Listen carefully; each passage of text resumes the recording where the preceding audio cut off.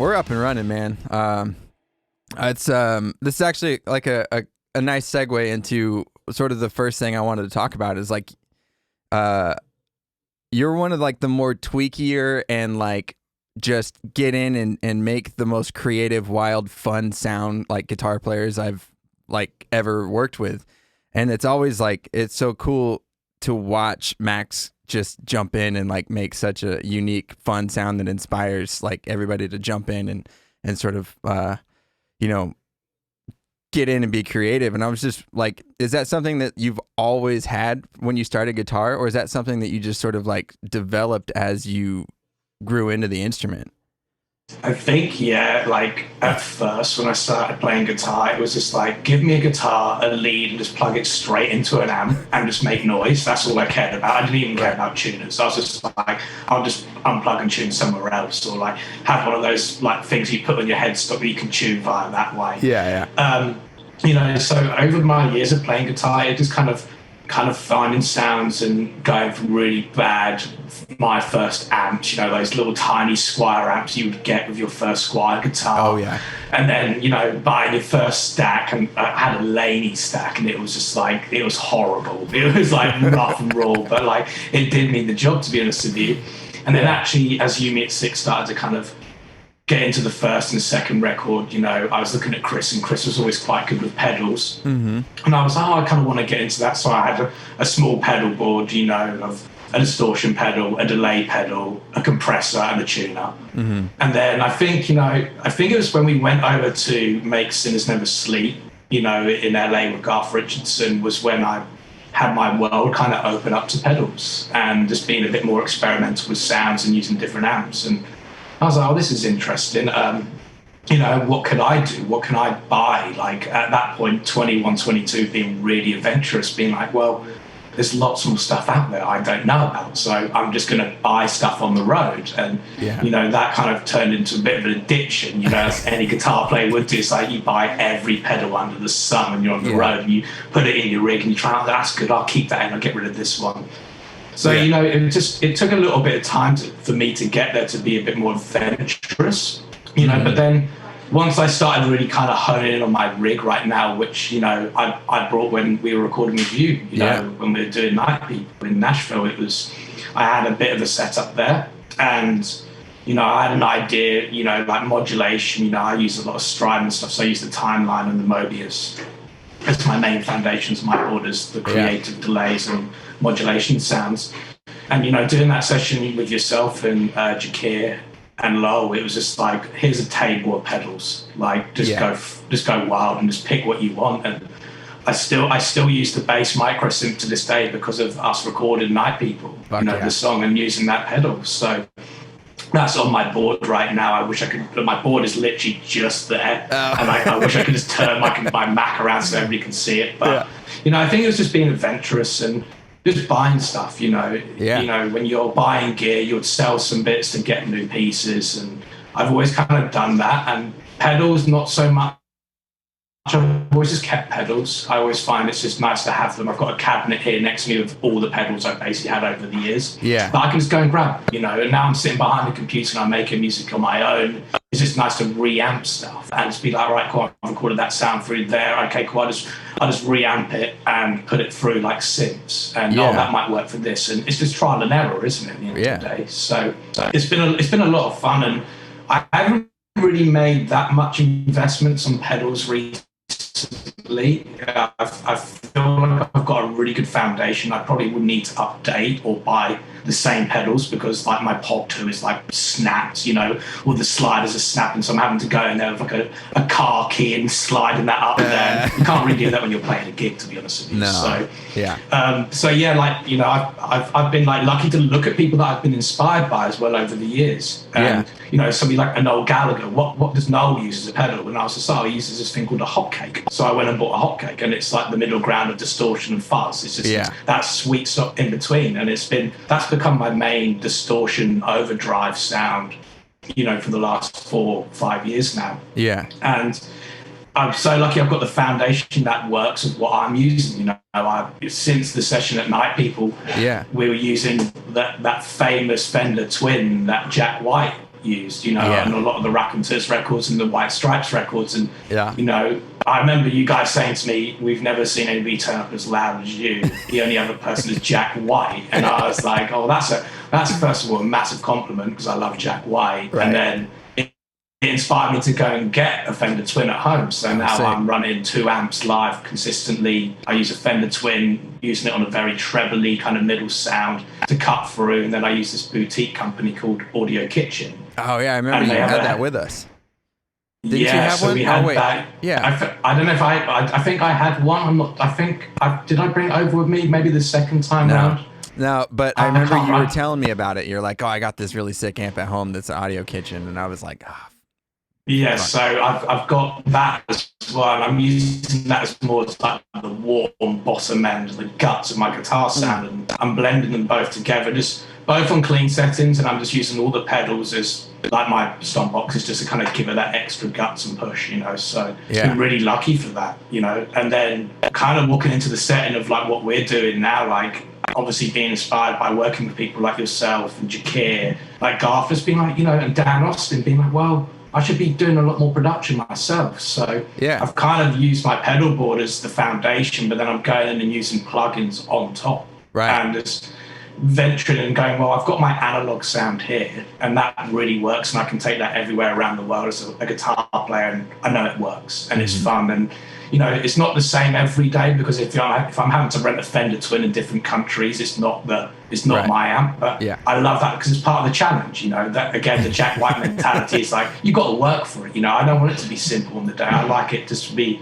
every day's a challenge, and you're getting a different character everywhere you go. And that's like, I find that exciting because it's not just robotic. I'm doing the same thing. It sounds super the same every day, and it's reliable. I'm that pain in the ass that all our front of house hates because it's like I'm using real amps. Yeah. And I'm attenuating the Fender Twin so I can actually drive it up a little bit more as well. Yeah. But you know, it's still driving pretty hot. I'm running about 5 or 6. That's loud. It's pretty loud. Yeah. So not as loud as I've had it before, but in an environment that is going to work for the sound of what we're doing consistently, it works great for me. So it's been a lot of fun. That's so interesting that like in a time where so many touring groups are like going to Kempers or like Axe Effects or touring with their laptops, so they have like, you got the same sound every night, and it's like just plug it straight into the front of house, and it's the same every day, that you're kind of embracing the chaos and just rolling with it, which is it's awesome. I think it's really cool and unique that you're just like, well, it's going to be what it is today, and that's what's going to make it fucking special, you know? Yeah, and I think, like, you know, my personal thought behind that is, you know, Chris and Matt, our other guitar player and bass player, are both from Kempers. Like, Chewy, Chris kind of switches up. Sometimes he goes to live amps and uses his Kemper. You know, I've got a Kemper right in front of me for the personal ease of being in a wooden shack, you know, in my music making room, that I can just plug in, not have an amp turned up super loud, but I can plug my Kemper into my pedal board and it works fine. Yeah. But the way I look at it is, I like to be the color, you know, in terms of a live dynamic, because when Chris, if we're away in, like, let's say if we're in America and we're touring and Chris and Matt are both using Kempers, I like to be like that real kind of blend that kind of goes around them and colors everything else, and you kind of still get that real analog kind of sound when you've still got other people using that digital kind of consistency. So by them two doing that way, I'm allowed to be chaos. Yeah, and you can kind of be like sort of the bridge between Dan too, like obviously being like an acoustic loud kit, and then having the other two be this sort of digital thing. Like you can sort of be the bridge between everybody and sort of tie it all in with the analog live real amp that's, you know. Yeah, and I think that's the exciting part of it, because it don't, like, we do use like samples live, don't get me wrong. Like we do have a laptop that runs certain things that we can't recreate live, you know. We can't do grand piano live because that's just going to cost a fortune to do. But like by, like you were saying, with Dan and myself being a bit more analog and real, not saying that some of the stuff I'm not doing is real, but working around Matt and Chris, Matt's still got a DI still plugged in, but he's still got his Kemper there. Yeah. And Chris has still got an amp on stage just blasting the Kemper at him, but it's just, they're consistently always the same every day. And like, I just find it allows this blend of us to kind of go, okay, cool, we've kind of got our own sound, And for the last, since I've been getting my rig set up since 2013, every time I've had a guitar tech come in, they go, well, why are you not on a Kemper? Why are you not on a Kemper? And then they get behind my setup and they go, we get why you're not on a Kemper. We get why you're not on an Axe-Fx, because this is really special. This is quite a unique kind of sound that you've got here, and you just you feel it. And that's, I think, for me, the most important thing is feeling something you're doing it when you're playing live, because that's the energy. Like, I don't want to sit there and be like, I've not got any of that weight hitting my chest, you know, like I need to have that. I need to be able to turn around and get my guitar to feedback when I really want it to. And when you got a twin on 6, you got a twin cranked up to 6, you're going to feel it. Like, you're within, 5 to 10 feet of that, your chest is gonna move when you hit a note. But that sort of leads me into the next bit was talking about the record, the Sucker Punch, which is out now. And it's fucking awesome. There's which you mix a few songs off. Which I did. What you're doing right now is definitely becoming a standout song on this record, which was the first song you mixed for this record. Yeah, that's what got me the gig. Thank God. No, thank God. We knew you were going to smash it. That's why, like, when Dan said, "Oh, Colton wants to have a go at mixing it," and you brought it back, we were like, "Well, this is definitely going to happen, then, isn't it?" So, well, that's awesome. That's good to hear. But there's a lot of really cool and unique guitar tones on the record that are not like what you would consider like the standard rock guitar tone. There's like some really lo-fi and like almost like sampled guitar tones that are really cool and unique. And I wondered if you just sort of take me to like recording the album and like what your setup was like. Are you still running those 2 amps? Are you swapping stuff out? You have like one workhorse guitar that's like, this is there it is.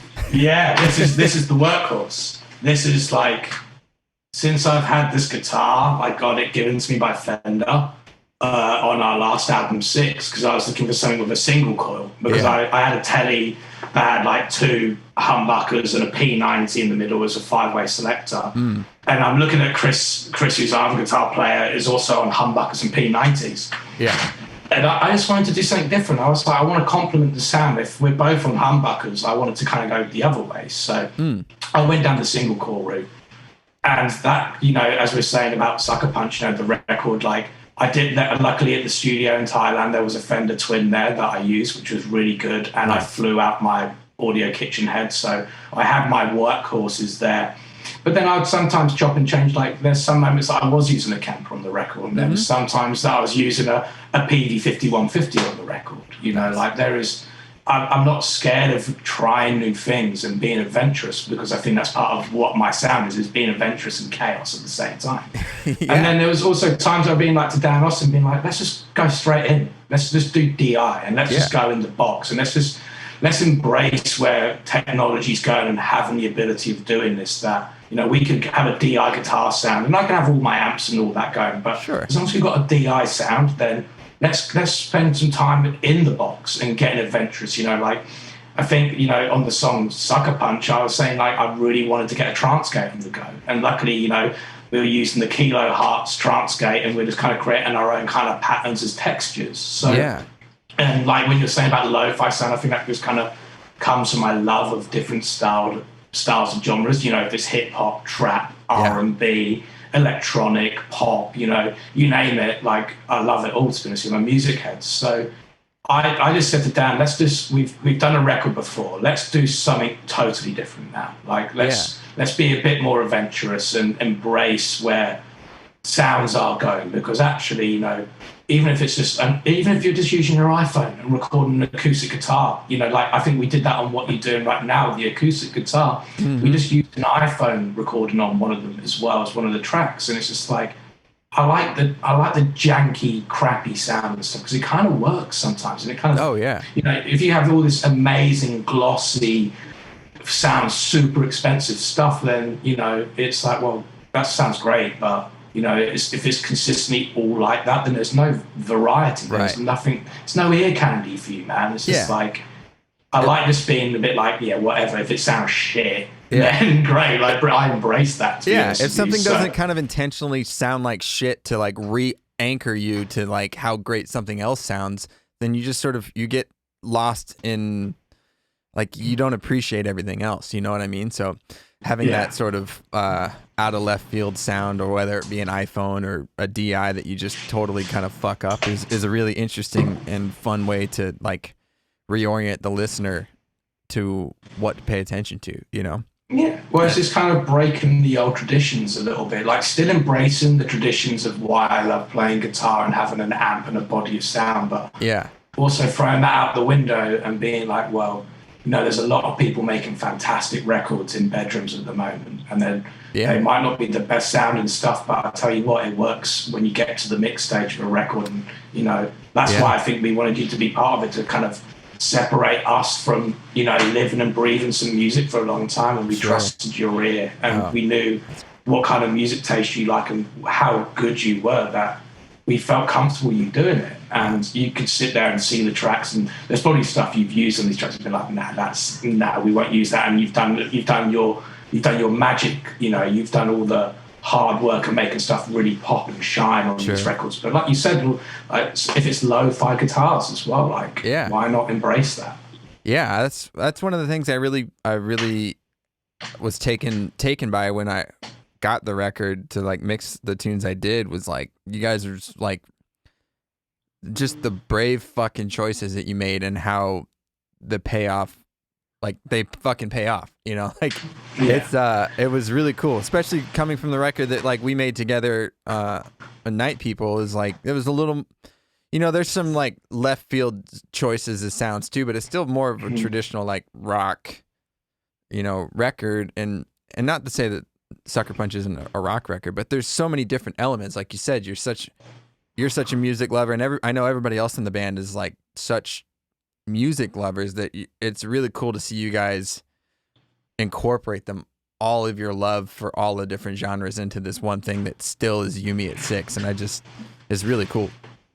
Yeah, well, I think, you know, if we hadn't had those experiences, you know, making that record, Night People at Blackbird, if we didn't make Six, if we hadn't, you know, every record is a stepping stone, you know what I mean? It's part of your musical journey. And I think for a band, you know, making this record on a seventh record, what do we have to say? And we took stock of everything we've done in the past and everything that we love now, you know, and not forgetting who you are as a musician, I think is quite important, you know, because you're always trying to push the boundary and do something different. But I think if you forget where you come from and what you've done before, then you can kind of lose sight on how to move forward. You know, it's just taking an evaluation and being like, right, cool, well, we've done all this amazing stuff now, and this is where we're at in our career. So how do we push it forward so we can have another 10, 15-year career making music, which we all love? Yeah.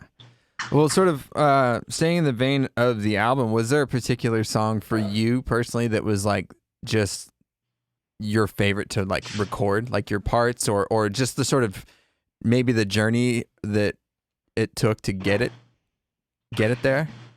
Yeah, I don't think I can nail it down to one, because I think it's like choosing your favorite child. I've obviously got some favorites of the record. Not saying I would have a favorite child. Luckily, I don't have any kids. You know, but like I think, you know, the second song we recorded was "Make Me Feel Alive," and that was like when you were touching earlier, being like sample based. You know, we were lucky that we at the studio in Thailand, the Karma. They had variable speed. So, you know, I'm sure Dan talked about it with his drums and being like recording to variable speed. And, you know, for me, I did the same on that song with guitar, which was, I think, incorporated the old school breakbeat hip hop kind of sample element that I loved, you know, because it's a repetitive riff, you know, I'm not going to beat around the bush. It's just like we're going with this riff pretty much consistently for 2.5 minutes nearly. So that was exciting to do something that I've never done before in the recording space. And I was, again, another workhorse that I bought after doing that session with yourself, Shakira and Lowell, was I went and bought a Silvertone Jupiter. I got a 63 and I shipped it over from America because I was like, God damn, this guitar's unbelievable. Yeah. I have to get my hands on this old polystyrene shit. So, I took that with me. And I just put it on the bass pickup and the treble pickup and just started recording it in variable speed. And it just, again, it sounded janky. It sounded trashy. Yeah. And that's what I really loved about it. And to kind of put that in a sample bass was exciting for me as a musician to do something that I've never done over 15 years. Yeah. And do like, oh, that's different. That's so funny you mentioned, as soon as you said Jupiter, I went, oh, that's exactly what that fucking sound is. That sticky kind of like lo-fi. It's got that like the notes almost... they snap in a weird way, and it's like sticky. Yeah, I was like, oh, of course that's a Jupiter. Of course that's what it is. And I think since we made that record, I had to get one. I've used it on multiple recordings now, and it's just like it's a very, like you said, it's a very unique, sticky kind of like, it's just got some dirty bite to it. That, it's just so, it just sounds, I would describe it as crusty. Yeah, it sounds the way it and how old it is, being a 1963 guitar, I would say that's the best way to describe what that guitar sounds like. It sounds old and crusty. Yeah, and it works on some stuff and it doesn't work on other stuff. So you pick and choose your moments when you can use a guitar like that. But I love just having it there and being like the ability and the accessibility of being like, oh, we need something that sounds a bit rough, raw, sticky, a bit pokey, and a bit farty. Like this, there. All right, cool. We're going to get that guitar because that's the go-to. For sure. When it's right, it's right. They're such a unique and fun tool for the studio. But so kind of going off of the like favorite song we didn't really discuss favorite song. They're all kind of your favorite song to record. There's lots of great stuff. But is there a particular tune off the new record you're like really looking forward to playing in front of an audience when that time comes? It's really hard, but like I have this obsession with "Nice to Me," the first song on the record. It was one of the last songs I wrote, personally myself, before I presented it to the guys. Yeah.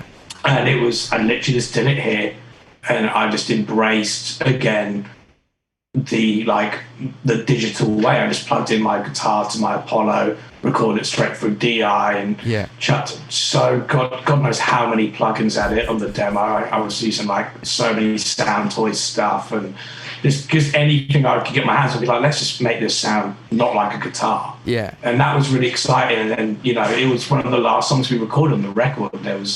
There was a moment where I didn't think it was going to get recorded because the idea that I had was it was just the intro, the verse, and the chorus riff, and it went round 2 times, and that was it, with no vocals, no nothing. It was just an instrumental. Oh, okay. So I'm sitting there, and in the final week, it was like week 5 of being in the studio. We had 1 week left, and we still had like 5 or 6 songs we wanted to record. Oh wow! And I would normally be that kind of like, we got to do this song, we got to do this. But obviously, being a song that I wrote and there was no vocals there, I was just like, I've got to just. I could say I think this would be a cool song to do and let everybody else take care of it, And I think Dan and Josh were like, yeah, we've got to record this song. Like, I think we should do this, in the final week if we can do.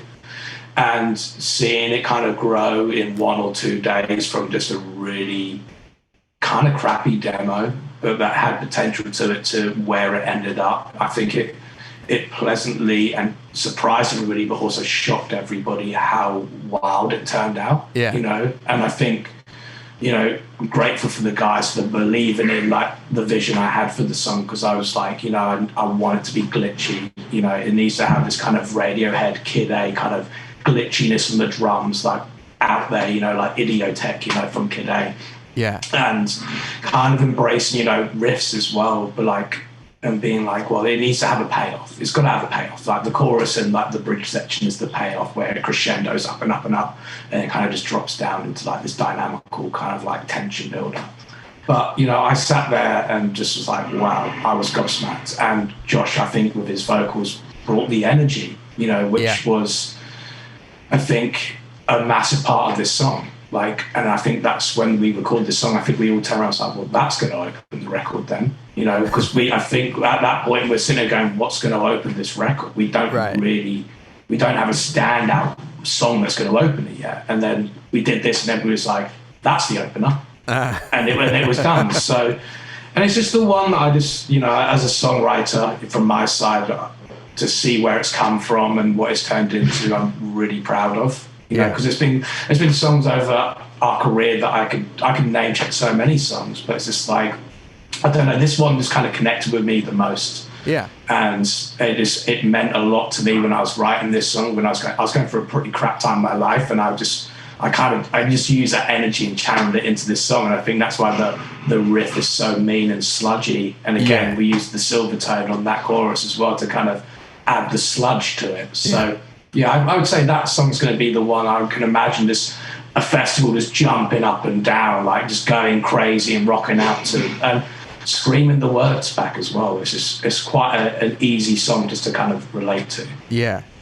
Oh, that's awesome. That's really cool to hear that, like, hear the story. It's like the sort of flexibility you guys maintain in the studio is so is cool. Like talking to Dan on how, you know, what you're doing right now sort of came about with him and Josh, and then hearing you sort of, you know, touch on this one where it was like, I don't know if it's gonna get recorded, and then in the last week it's like, no, this came to life, and not only that, like roared to the front as that's gonna open the record now, which is really cool and exciting.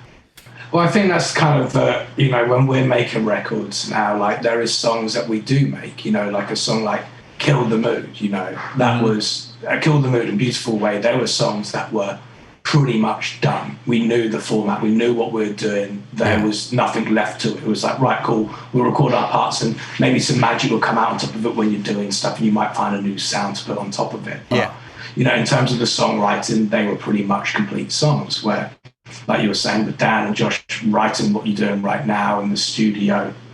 And then there's songs like Voice Notes and Adrenaline that we do allow space to go in to have some of that magic fun wherever we go, because it's like, if you go into a studio and there's no fun, it's like, right, we're doing this, and it's like a chore where if you kind of bring everybody in and go, well, I've kind of got like the idea of the song, but we need to write another part for it, and we need to add some other instrumentation now to it as well. Yeah. I think that's how you allow people to kind of come in and out of a recording session and be like really inspired, first of all, but also hungry and ambitious to make it the best they can do, because everybody's putting their stamp on it as well. Because, you know, there's nothing worse if you're coming in as a musician going, I don't really have any fun bits to do, I'm just being told what to do. Then it's a bit of a creative zapper for people. And I know myself, I can run ahead quite a lot with writing music and be like, I've done 7 songs and I've completed them all, and there's no room for anything now. And it's just like, well, you know, there is 4 other guys in this band that have unbelievable talents that I, you know, not just myself, like I'm sure like Chris and Matt, when they wrote Adrenaline, and they had a brief idea for the section that came like the middle 8, you know, after the second chorus. But, you know, we developed on that in Thailand, and we worked on it more, and we took it to a bigger place than they could ever have imagined it. And, you know, that's how you get everybody as a unit and as a band. Right. I think that shows a lot of trust in this band, you know, to be honest with you, that we can sit there and go, we don't have to have complete songs. You know, we've got to let some of that magic energy happen in the moment, because that's when some of the greatest things in the studio happen. Yeah, that shows a lot of trust and a lot of maturity that, you know, like you guys have been through it and you've known each other for so long that there's trust that, hey, these guys are going to step up. And that's also, you sort of mentioning that, I had never really thought about it in this way, where you sort of, you leave room going into the studio where there's, you know, some nebulousness about like, oh wait, maybe we don't have this section quite nailed down, or maybe we need to write a whole new section.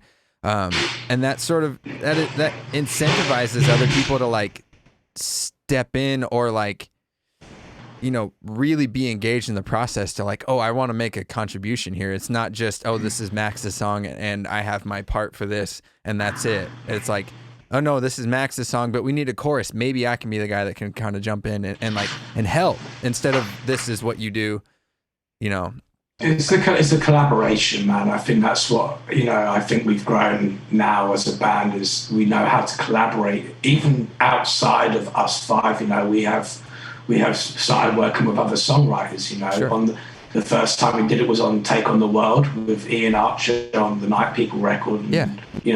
I then after that I was like, I want to have a slice of that. I kind of want to go and see what all these songwriters are all about. And it's more like, if you can walk into a room and you might write the world's greatest song with a songwriter, but then some days you don't. You shouldn't beat yourself up about that. It's just part of the journey. Like, you might connect with a great songwriter one day, and the next time you go with him, you might not be able to write a song. So I think that's just the way it works. And having that mentality over the last 4 years of doing that now and going and working with different people outside of Uni at Six has really allowed my mind to be like, okay, cool. It's like, it's bigger contributions here, and there's a lot more collaborative stuff you can do when making records, and it's keeping it exciting, man, and always trying to learn from other people as well. Like, working with somebody like a guy called Egg White, he's written songs for like Linkin Park and Adele and Florence and the Machine, and doing writing sessions with him is just like cool, like watching what he does. And like,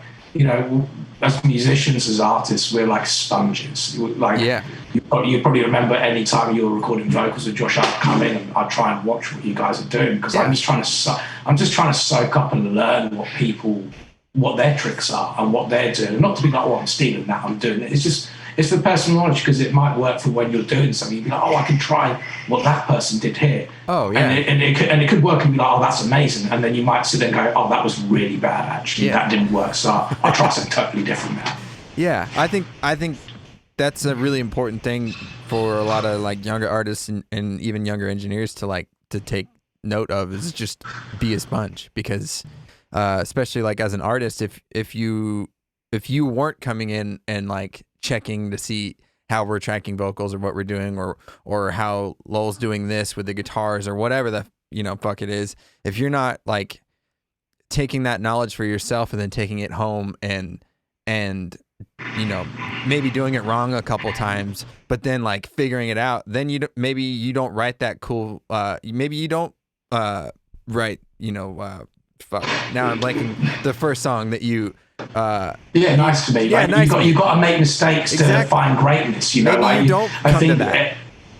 I think look, I'm not the most. I'm not going to say I'm an amazing producer, but like by using stuff wrong has allowed me to find some really unique sounds. So what is wrong and what is right when you're a producer, a mixer, an engineer? I've made a career doing it that way. So yeah, I love making just doing compression is something so stupid that shouldn't need compression, but then I'm sitting there going, well, actually, that sounds pretty rad, but it shouldn't sound that good. And I think that's when you start finding maybe a unique sound or a unique process that you're doing stuff, and being a sponge, watching people do what they do. Like, you're not copying somebody, you're just enhancing your knowledge at the end of the day. Yeah. Because I think people go, well, why are you doing that? It's just exactly what that person's doing.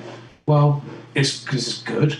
And if it sounds right to your ear and it works in your song or your mix or wherever it is, then should you sit there and be like, I can't do that? Because the same could be said about songwriting. There's only a certain amount of chords that you can make. You're not going to magically appear the H chord out of fucking nowhere, are you? Because there's only A, B, C, D, E, F, G that, and include the sharps as well, the flats, whatever, for jazz or modern day pop. You can't magically appear in new chords. So it works, and that's why it's called the Four Chords of Doom, because it works for great songs. It's about how you present it and how you showcase that song and using sounds and taking different influences over your time. And I think that's been, now sitting here, I've been playing music for a long time now, and being in this band for 15 years, it's like, well, you can take influence from things, but when I write a song, I wouldn't sit there and go, well, I want to replicate that song and go and listen to it. I just use my brain, and I'll just be like, cool, I'm thinking in the vein of, if I'm writing a song and I want it to sound like Radiohead meets Foles meet Marilyn Manson, I'm not going to go and listen to those three artists and replicate their songs. I'm just going to go, that's what's inspired me. I'm going to put that into this and let the natural format of it come together. Instead of going, I'm taking that and I'm stealing this part, and that's really good then, because that's when you are going to get caught and you're going to get done for it. And nobody likes a lawsuit. No, yeah. Oh man, I'm reminded of. Yeah, no, I'm not gonna go there.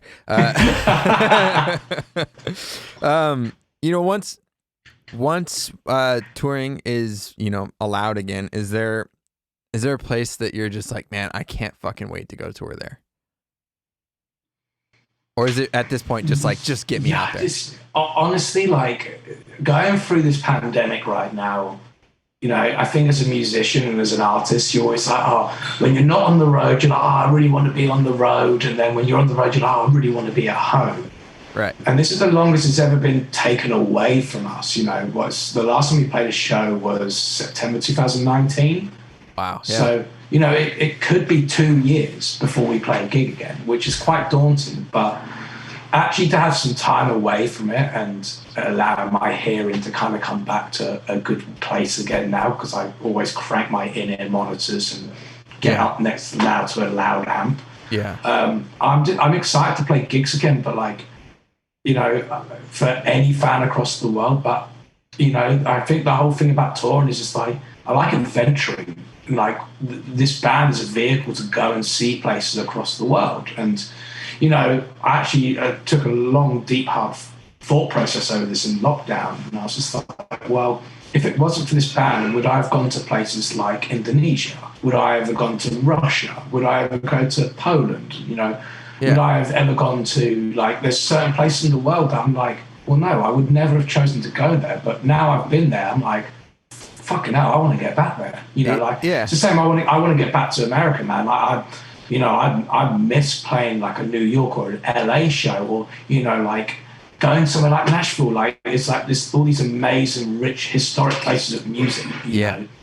And even if they don't have rich history of music, it's like it's expanding and broadening your mind. That actually, as a creative, allows me to write better songs. So I'm sure you probably will speak to people that have gone through this, and some people are on a roll at the moment writing songs and got their mindset that they're just like constantly doing it all the time, which, I've kind of found my mojo again a little bit more recently. I've had peaks and troughs of writing lots of songs and then not writing anything for 2 months and in and out phases because of not having life experience. So, I'm just excited to get back out and play shows again, and actually won't take it for granted and probably soak up a lot more when we do go touring by actually sightseeing. So just sitting at the venue all day, I'd go and try and travel and try and broaden my mind and learn some stuff about the cultures of the places that we're in, because you've only got one shot in this fucking life, So it's not like a beta version. You don't kind of bounce back and go, all right, we've done that beta version now. We've got a second try at it. It's like, well, you're living and breathing it right now. So my attitude towards touring would be like, can't wait to play gigs, but also be so grateful to go out and tour and see the world again and gain new information that could potentially help me format and write great songs. Wow, that's a really interesting way of putting it.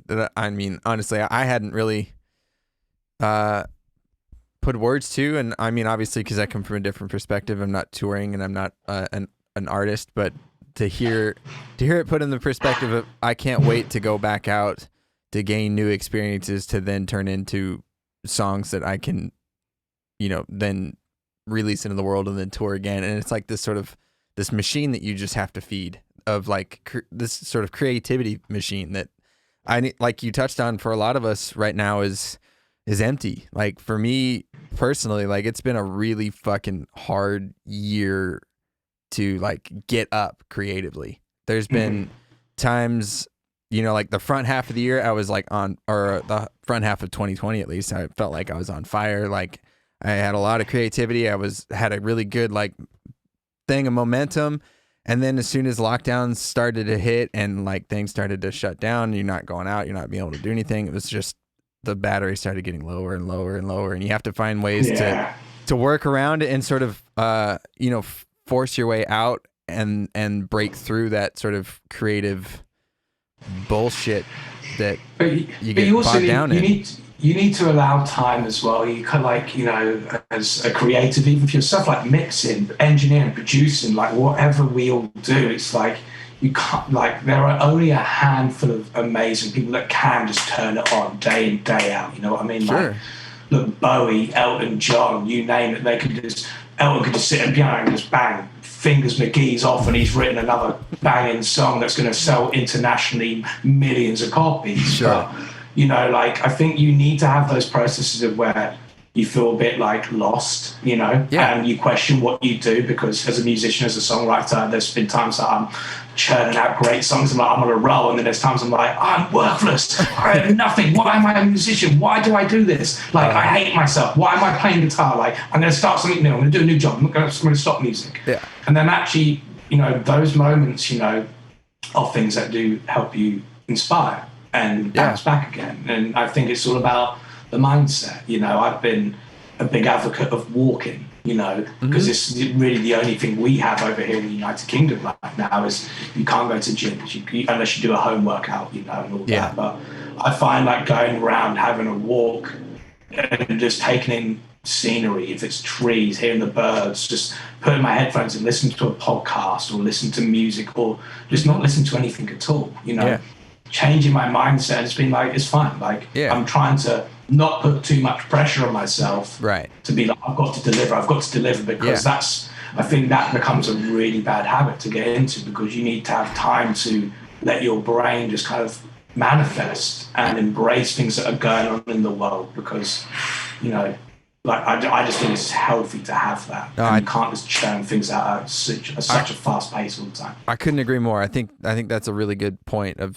just practicing mindfulness, of like taking in what's going on around you, being able to just go out for a walk and not obsess over, man, why am I not doing this, or why is this person doing better than me, or this and that, and sort of you get into this like sort of spiral of just negativity or putting too much pressure on yourself. Whereas if you're able to just take a step back and sort of say, oh, you know, it's okay that I didn't get that mix. That's just the way it goes. There'll be another one, and you let it go, because if you get too bogged down into it, you're going to become your worst enemy. You're putting a lot of heavy stuff on yourself. But if you do that and you're like, why didn't I get this, or why didn't I get, because life had something else intended for me. You know, that's how life is going to be. So I'm going to kind of go, all right, well, on to the next one. You know, I'm going to move forward. I'm sure when you're doing mixes, Colton, you're sitting there going, right, you've worked it for 4 or 5 hours, and you're trying to do something. You're like, I can't quite get this. Just like, right, I'm going to have a break. I'm just going to walk away. I'm going to listen to something new. I'm going to go make a coffee. I'm going to go for a walk. I'm going to have a few phone calls. I'm going to just completely switch that mind frame off, because it will come. You know, it's not saying if it's going to come. It's just a matter of when will it come. You know, and I think it's about training your brain to be, you know, you're not admitting defeat, but it's just like, well, this is the process I'm going through. You get to the point of diminishing returns where you're like, all right, I'm overworking this. I got to step away for a second. I'm going to go outside, have a coffee in the sun.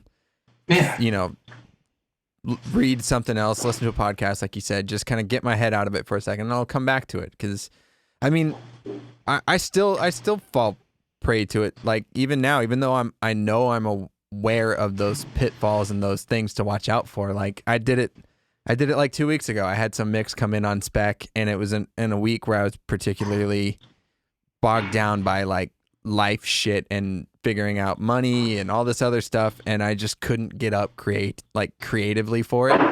And I ended up completely like, I just couldn't get excited about the song. So I started doing wacky shit like to get myself excited. And like, do I think it turned out good still? I think so, but it wasn't what the artist was sort of envisioning, you know? And then you get that email back like, yeah, you know, we weren't really like digging it, where I think we're going to have somebody else go. You know, I'm like, you know, that was totally on me, because I couldn't get out of my own head of like, I need to take a step back for a minute and then approach this from a more neutral spot instead of projecting my own bullshit onto it. And it's really hard to sometimes do that as well, man, because I still do that. You know, I still get in my head, like when I'm writing songs here, I'm like, oh, I think we should do that. And I'm chasing so hard to get somewhere. Mm-hmm. And I've spent like 4 or 5 hours chasing something, and I'm sitting there going, that's still rubbish. It's just like, just have a break. Just, you know, like let that process kind of happen. Like, I think the culture of nowism, and everybody wants everything so quickly now. Right. And it's like, I think, yeah, I can understand that because the culture we live in, but you can't rush art. No. I look at this, you can't say, I want that painting now. Well, I haven't even drawn the painting. I've not even got, it's a blank canvas, so how can you have a painting? And so just go, here's a blob, that's your painting. It's just like, you're rushing stuff. And I think it's all about just living and breathing and manifesting stuff, like, it just, when it's right, because I think from our side, you could always work on it. You can always do this, you can always do that. But when you can find the sweet spot being like, this is good. Yeah. I think this is good and I could really push it if I wanted to. But then when you walk away, I'm just going to leave it there. Yeah. Like when I was saying about songwriting, it's like, I'm going to leave it there because it allows me to have some time away from it. But also, even if it's like 3 days, like I know it maybe doesn't work in that way in the mixing world, but for me as a writer, it's just like sometimes I go back to songs I wrote 6-7 months ago and I'm like, oh wow, I can hear it like this now. And I'm like, I'm running off of it because it's like I'm not overthinking the thought process. And I'm not saying going, I've just written a song and I've got to do it this way. I'm just going, this is what my fresh brain's telling me. This is like I've nurtured that, and I've looked after it. So I think there's people who've just got to remember to not put too much pressure on themselves, first and foremost. This is like embrace everything that happens and learn how to, I think like you were saying, your mindfulness and your mindset. I think people have got to really look after that. And I think that's one thing that's come out of this lockdown for me is just like, and this whole entire last year is just remember how to look after your mind because it's such an important tool, if not the most important tool that we all have. Absolutely. It doesn't matter about how good you are at writing a song. It's actually, this thing called your brain is the thing that's telling you what to do. And if you don't look after that, then you're not going to have that great song because you've not looked after it. No, absolutely. Sort of, let's switch gears for a second. Yes, let's take up a notch. We're going to move to some rapid fire questions. Or a little more rapid fire, yeah. Favorite bad 80s or 90s action movie? Ooh, favorite. I was watching Street Fighter the other day. I couldn't get to sleep. And I was scrolling on TV and I saw Street Fighter was on with Jean-Claude Van Damme. And I was like, I haven't seen this film in years. And I stayed up and it must have been like 4 a.m. I stayed up and watched the whole thing. And I was like, God, this is shit, but it's really good at the same time. I love those. I love it. That's so good. Favorite meal? Oh, favorite meal? I'm going to say burrito. Burrito? Ooh. Yeah. Some Baja burrito. I could go for that right about now. I miss Baja burrito, man. Jeez, that was good burritos. Yeah. We don't have that over here. Well, being in Arizona now, I mean, I got it everywhere. It's the best. Dream car. Dream car. Yeah, car. Yeah, dream car. Oh, dream car. Aston Martin DB9. Ooh, nice, good one. What is the last album you either streamed or purchased? Well, I'm going to have to say our record, Sucker Punch, because I haven't stopped listening to it since it came out. Actually, I'll tell you what, other than that, what was the last album I listened to would have been, I think it was Radiohead in Rainbows. Ooh. Okay, good one. Last one. I'm trying to think of which one to go with here.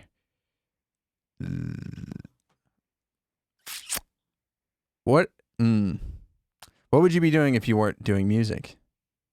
Ooh, I really don't know. I'd probably be stacking shelves in a supermarket somewhere because I still haven't found my talent, which would be really annoying. I would say I don't really know. I've just had an obsession with music. Oh, okay, a gamer. I'd be an e-gamer, because that's really cool at the moment. There's lots of people. It's blown up. I always play computer games. Yeah, I mean, some of those guys make insane money. It doesn't make any sense. I just need to get my kill ratio up on Call of Duty, and I might have a chance. I am so shit at those games. It's like playing a toddler. It's unbelievable. Okay, so since we're calling this podcast One More for Safety. And if you've been in the studio ever, you've heard that saying a lot, especially if you've worked with me.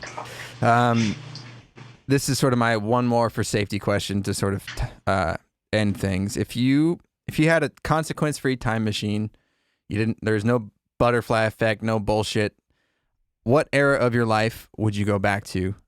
And what would you tell your younger self? I think I'd go back to when we were making Sinners Never Sleep, when we were in LA for the first time. Mm-hmm. And I would say to myself, it's fine, everything's going to be all right. You can be in the biggest studio in the world, but as long as you're a good human being and you stay true to who you are, that will do you in your life, because that's the most important thing, is how you treat people and how you respect people and how you talk to them first and foremost, because it's a representation of who you are. So I'd say carry on doing what you're doing, keep going the right way, but don't be nervous because you're in this massive fucking studio that all the legends have been in. Just do you. Yeah. That's a good answer, man. That's a very Max answer. I like that. You can see that kind of good. Yeah. It's like, God, this guy's too nice for his own bloody good. No, I love it. That's why I love you, man. I'm really glad we got to do this. I'm happy that you were able to take some time out of your busy schedule, and I'm really grateful for that. Any time to do anything for your friends, man. And it's a pleasure for you to be part of this record. It's the world's colliding again. When you don't think you're going to work with somebody, you're like, oh, well, we hope to see Colton again. And it's just like, well, believe it or not, you're going to work again in the future. So thank you for making this record so special as well, and setting it on the wave that it became. You were the person that started mixing this record first before anybody else, and it brought all the excitement back into it again. So I can't thank you enough. That means the world to me. And obviously, let's promote the album. Do you Instagram handle, anything, Twitter handle? Yeah, Twitter handle, just you, me at 6. And then the Instagram handle is you, me at 6 official. We've got a brand new record called Sucker Punch, which Colton Lee has mixed a fair few delightful treats on that record. So go and check it out and show your boy some love. All right, man. Well, it was great to talk to you, man. Thanks so much again. Mate, it's a pleasure always, Colton. Thank you very much, Colton. Thanks, man. I'll talk to you later.